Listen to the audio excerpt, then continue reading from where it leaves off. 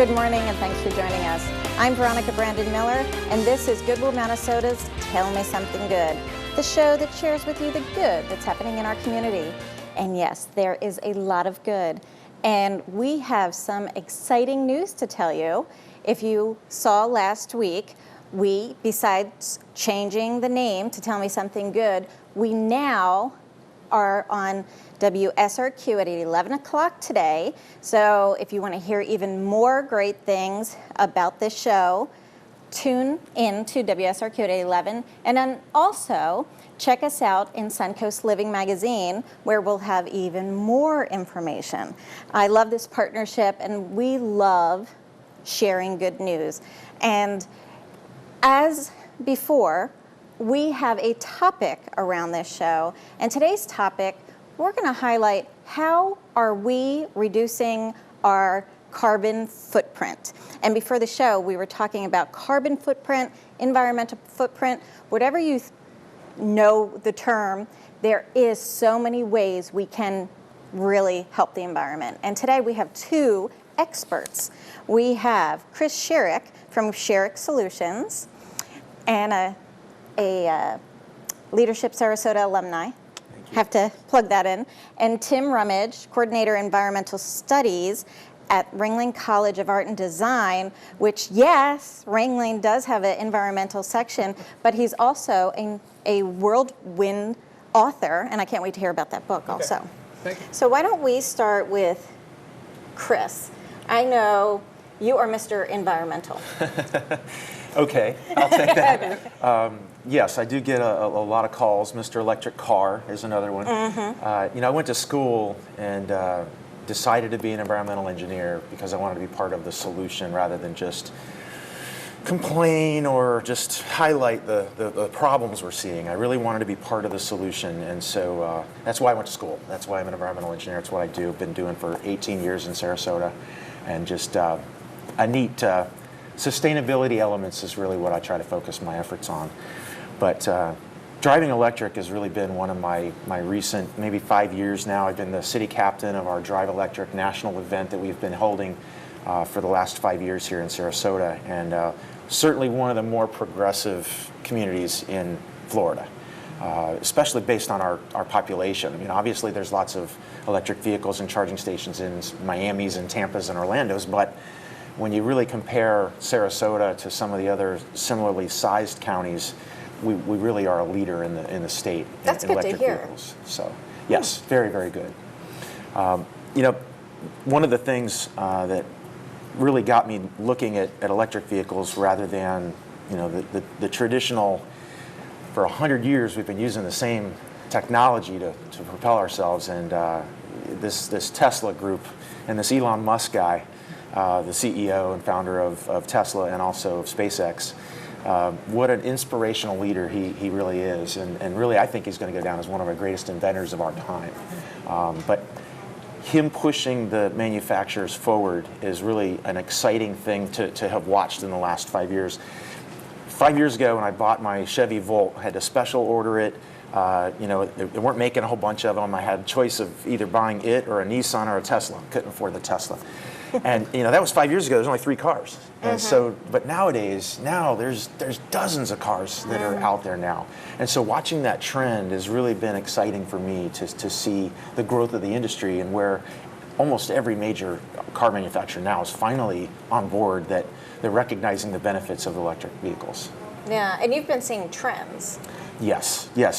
I think in the near term, in the next 3 years, we're going to see more and more vehicles first using electric and then having a gas as a backup, which is really what the Volt was 5 years ago. It went 40 miles electric, all electric, and then it had a 300-mile gas tank that burned gas like we normally do.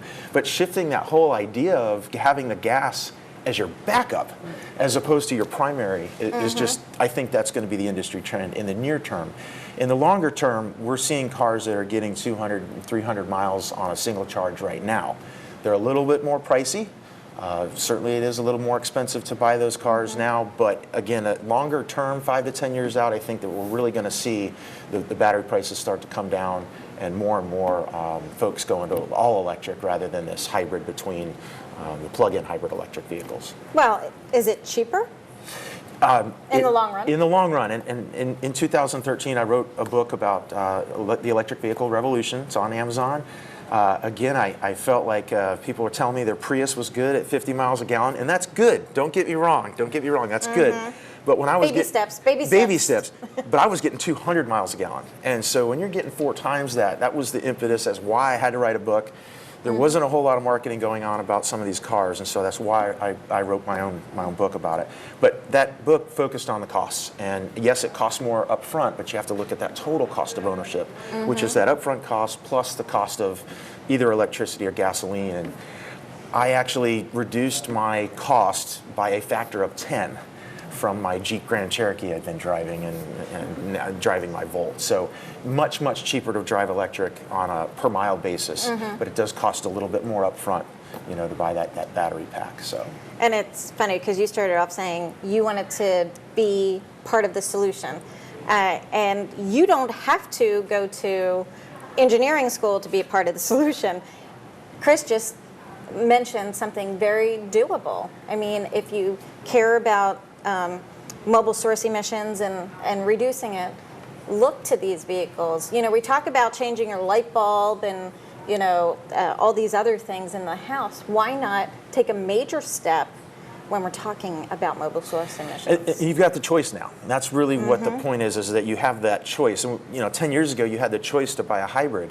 It also cost you a little bit more money up front, but it got you a little bit better miles per gallon.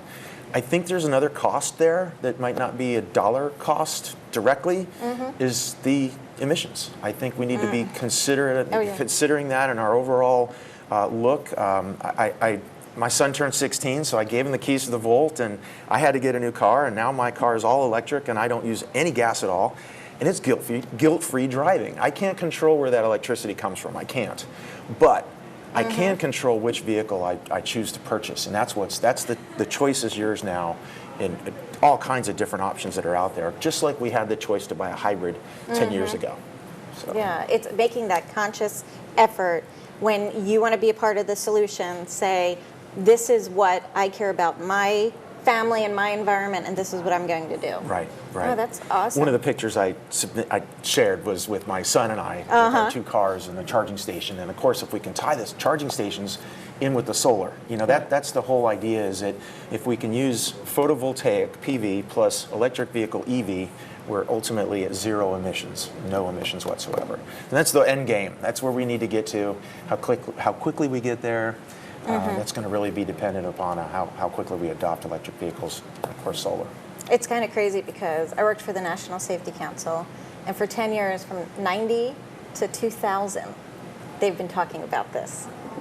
And, you know, again, baby steps, but anything you can do to help reduce this carbon footprint, definitely do it. Now, you were talking about charging stations. Is it tough finding charging stations? So 80% of us are going to charge at night at home. Just like we plug in our cell phone every night, it's exactly like with the car.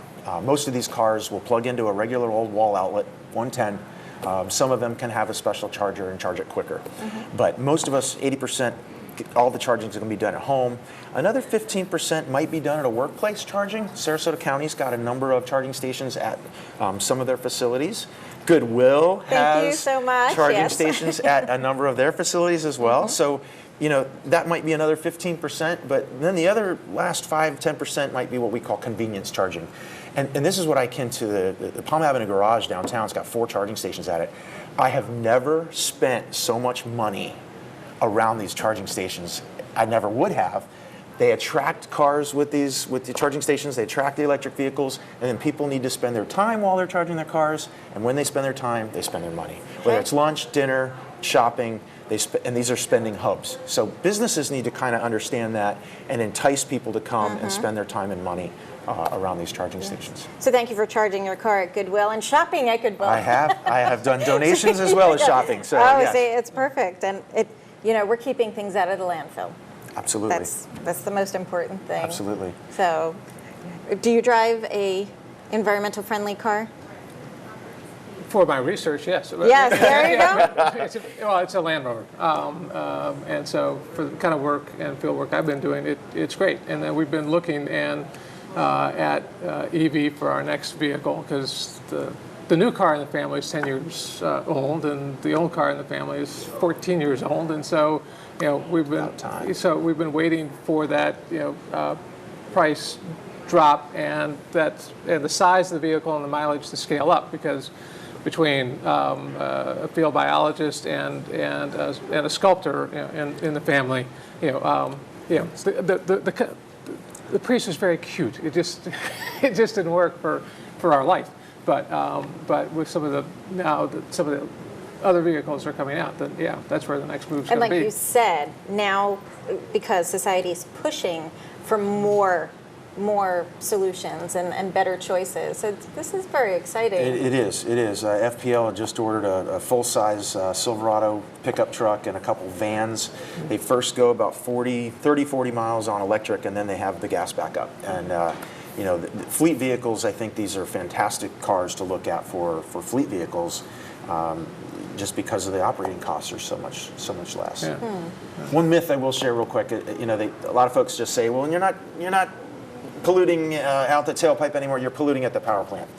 Being an environmental engineer, I went through engineering school, toured the air pollution controls at a coal-fired power plant in Orlando.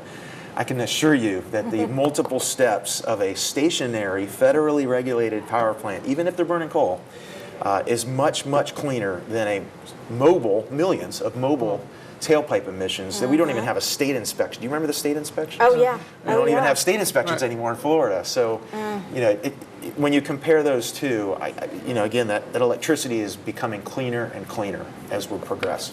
Wow. So let's give your website for Sharek Solutions, because if you're looking for an environmental engineer, this is the person you want to talk to. www.shareksolutions.com, Sharek, my last name, solutions.com, and you can actually download a free copy of my book from the website. It's out there as a PDF, and it's also on Amazon. But it's a great Father's Day gift. So there it is, the electronic vehicle revolution, and it is on Amazon. So definitely check that out.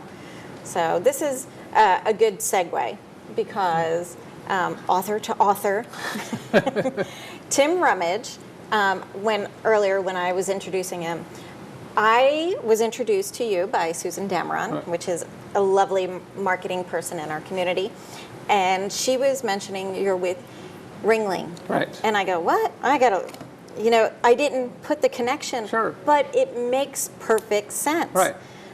We're talking about design and engineering. Right. So why not? Right now, everything that we use today has been designed by somebody, and the rough estimate is about 80 to 90% of the environmental impact of any product is basically triggered in the design phase. So depending upon what's in the design brief, what are you supposed to be talking about, what are the real questions you're being asked, that's where you determine what the materials are, what the sourcing is going to be, and then whether the benefit or the negative of the product, it simply gets scaled up by its popularity.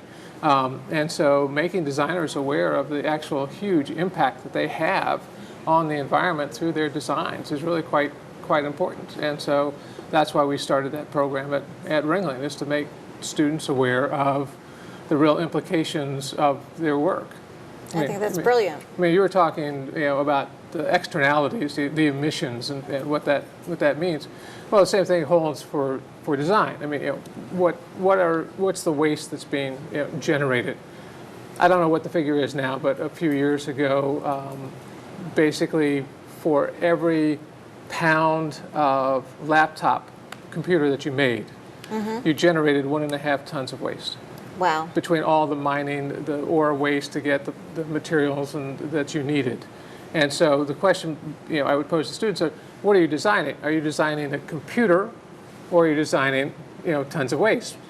Once I've designed 1.5 tons of waste, I have a computer left over, kind of a thing. And so just getting, again, as you pointed out, getting people to think differently about what's the real story of whatever it is that I'm using, where did it come from, how does it get made, how does it get used, what's its next life.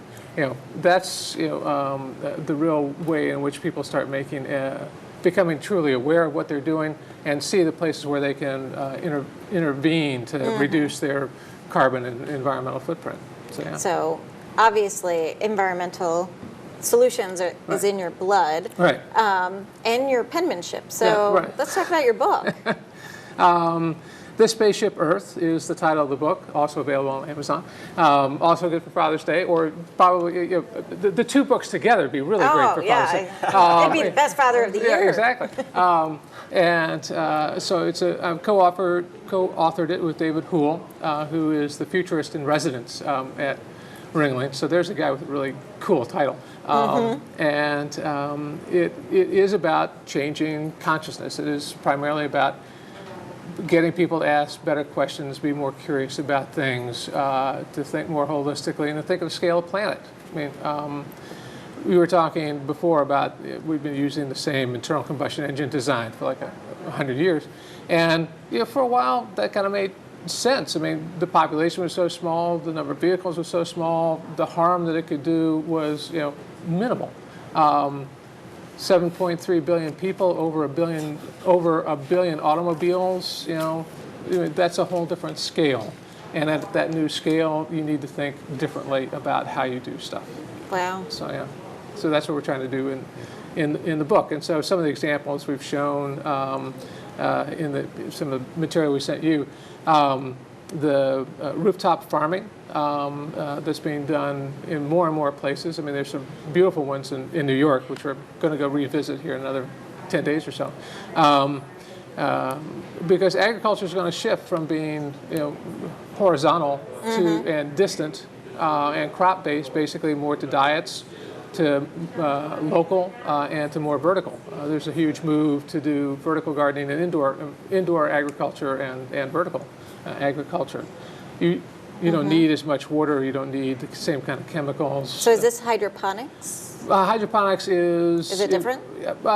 Yeah, it's a little different. Hydroponics is involved, but it's there's more companion planting involved, and one of the big things about going to the indoor route is you don't have the same kind of crop loss because of seasonal variation in weather patterns. Plus, you can get more harvest per year. So rather than having 2 to 4 harvests per year, once you go indoors, you're anywhere from the 10 to 25 harvests per year. So it's a much more controlled environment. There's the green roofs and the living walls that we've worked on, which are great ways to reduce air pollution, break up the urban island effect, create some habitat, deal with reducing stormwater runoff. And they're really pretty. And they are absolutely gorgeous. And then one of the last images I think we sent you was, again, coming back to what Chris was talking about, which is the alternative energy, the improvements in solar and the wind technologies that exist. We need to shift over time to not just simply a centralized system. I agree with you on the emissions about centralized systems. My concern has been the amount of energy that's lost in the transmission process. I mean, Lawrence Livermore Labs says at the moment we lose about 58% of the energy that we generate at a centralized plant just in the transmission. So there's opportunity. So there's opportunity to do a more distributed system and not have anywhere near the same energy loss, so that the amount of pollution per energy unit drops, and actually the overall amount of pollution drops. And as the plants become more distributed and a little bit smaller, then their ability actually to pollute, to create emissions in excess of what the local environment can handle, drops. And so overall pollution will then drop quite a bit as well. So they need an environmental engineer. God, I wish I knew someone. Yeah, I do. See, this is job security for you. So finding these solutions to pretty much everything. And it's being consciously aware of everything you do, you touch, you run, whatever it is. Yeah, I mean, that's a really big thing. A lot of what's changed over the last 20 years, especially, is the backstory of products.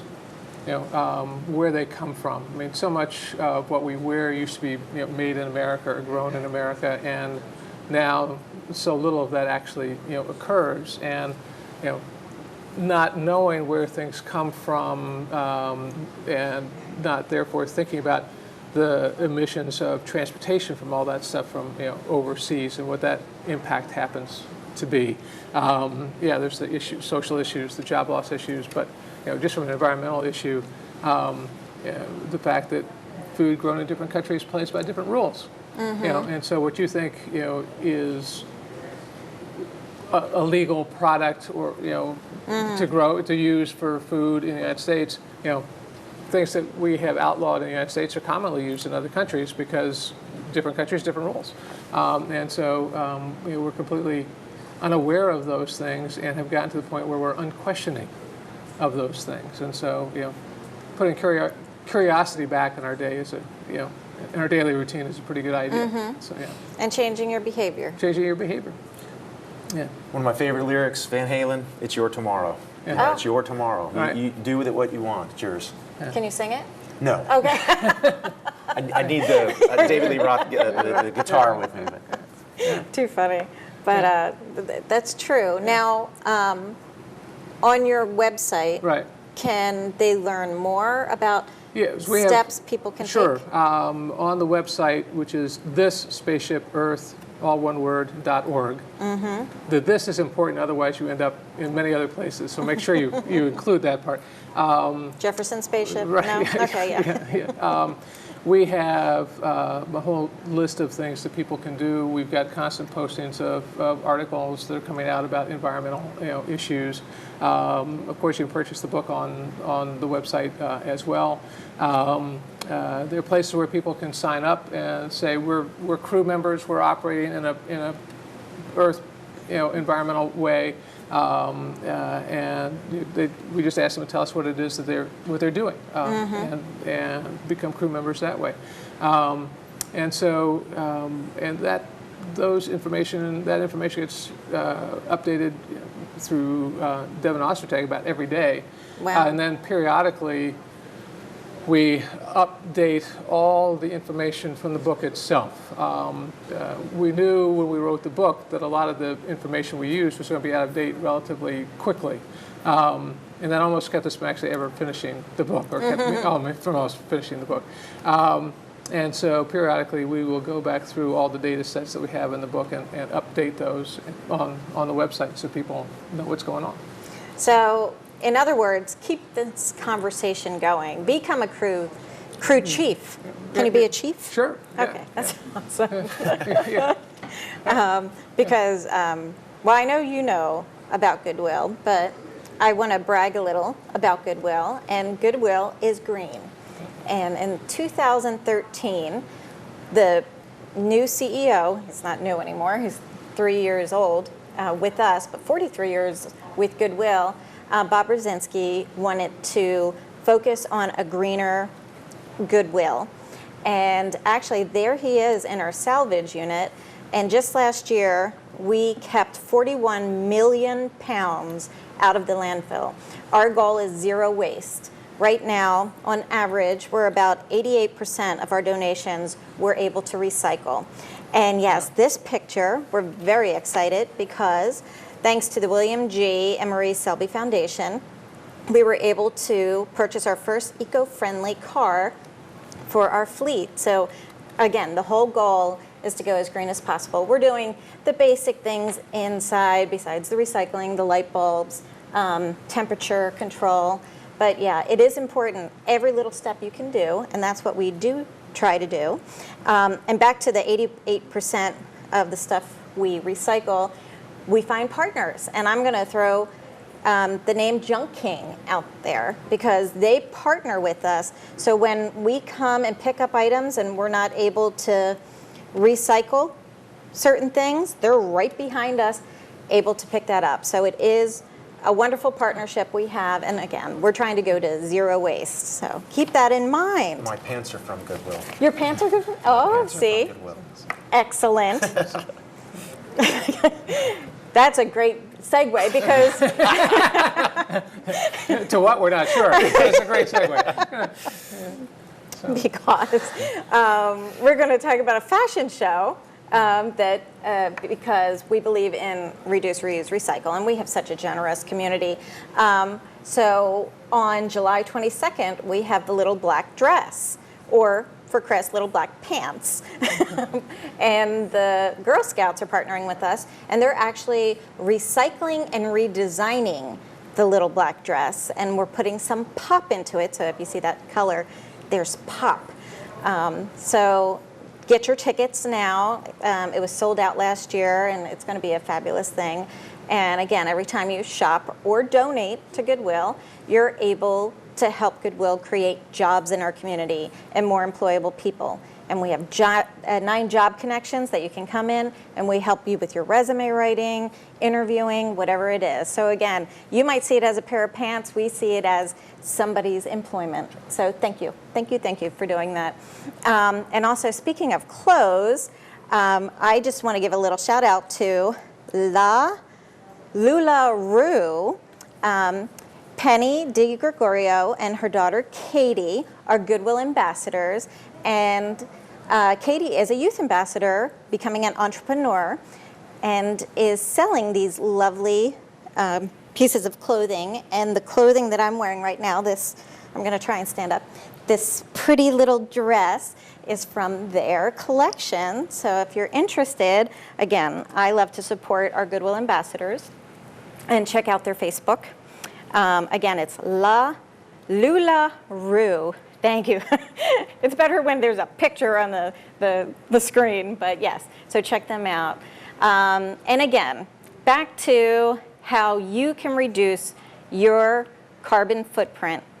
Thank you for sharing these great ways with cars, with focusing on everything you do. Right. I mean, be conscious, keep this conversation going. And like you said, start questioning things, like how can we make it better?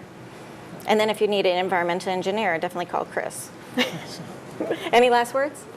No. Thank you very much for having us. Thanks for the opportunity. Very good. That's great. Oh, and don't forget, at 11 o'clock today, it's an hour show, so we can even talk further about the books, what to get Dad for Father's Day, and then also just knowing what to do. Right. Great. Following the trends. Checking out your new car. Can. Mine's gold. I go for the colors. Now I'm going to go for the environmental emissions, or what's the term? Components, yeah. Thank you. Sure. Thank you. Yeah. A gold component. That's what I'm looking for. Anyway, thank you so much for being on. Thank you. And next week, we're going to have even more better news. Better news? Good, great. It's good news. Anyway, thanks for joining us, and enjoy your Sunday.